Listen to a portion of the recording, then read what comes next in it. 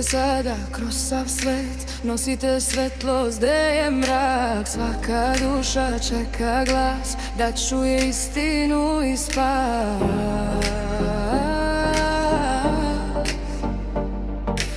Ne bojte se, on ide s vama svako vreme, svakog dana. Njegova reč je živa sila, što srca menja, leči krila.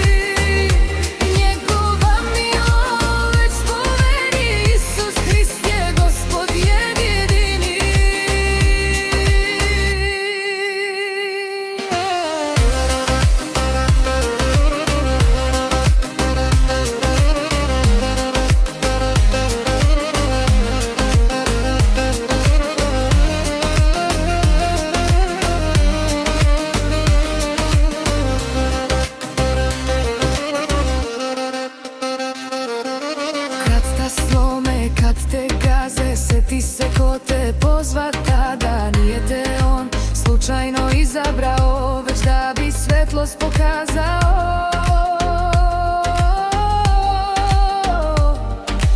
I kad padneš, on te diže, njegova milost uvek stiže. Ti si glas u ovoj tami, zato ustani, ne budi sam.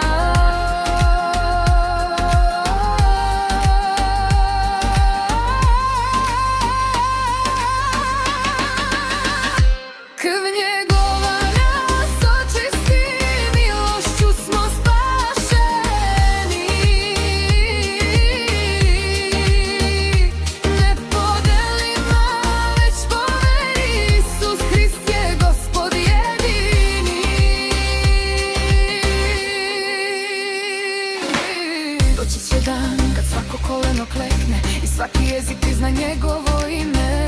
Zato sada idi, ne čekaj sutra, spasenje je dar, pokloni ga drugima.